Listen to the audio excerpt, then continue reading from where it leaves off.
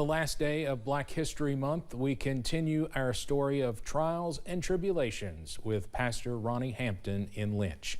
Here's WYMT's Madison Carmouche. We know that Pastor Ronnie Hampton made history when he became the first black mine inspector supervisor for the Harlan district. But that is not the only way his name went down in the history books. Ronnie says as a pastor, he knew his steps were ordered by God. Tonight, we continue his story as we take a look at his journey as the first black mayor of Lynch in Harlan County. You're going to have trials and tribulations. In 1998, Ronnie Hampton stopped ignoring a calling he had from God. He answered the call, becoming the pastor at Greater Mount Sinai Baptist Church, only adding to his resume as a community leader in Lynch. And I could see through his teaching how this church grew. Through his active leadership in the community, he became someone who the city turned to when they were in trouble.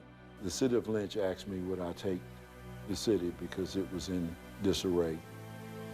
And I told them, I said, God first, family second, and I'll give you all what's left. The former leadership of Lynch left the city thousands of dollars in debt and community members with no officials to trust. Anything that you get into like this, it's going to be worse than what they advertised. But Ronnie's prior trials and tribulations prepared him for just this. I want to install trust back into the city government, because if you don't trust me, you're not going to be part of me.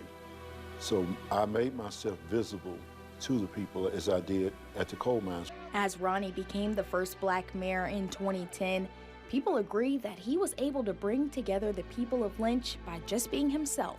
He done everything in the world he could do to save this town, and he did get us out of debt. He got us back on go. He even went to the community, friends, probably companies and so forth, and asked for donations just to save this town.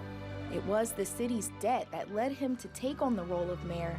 But I wanted people to feel better about themselves. When they do, then they'll work better.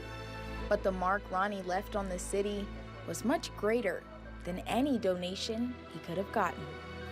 Well, I love him. I always said he's the best boss I ever worked for, so I still call him boss today. But with the problem now solved, Ronnie says it was time to step away from the role. He's kind of left a legacy of his leadership. By facing the challenges of being the first black mayor of Lynch head on, Ronnie says he learned what he believed was God's purpose for him taking on the role. Because God is trying to get the best out of you. In the end, the trials and tribulations have made Ronnie Hampton the man he is. Not knowing where those things were going to lead me, I now can look back and see them that they were stepping stones and trials. And continues to be for his community of Lynch.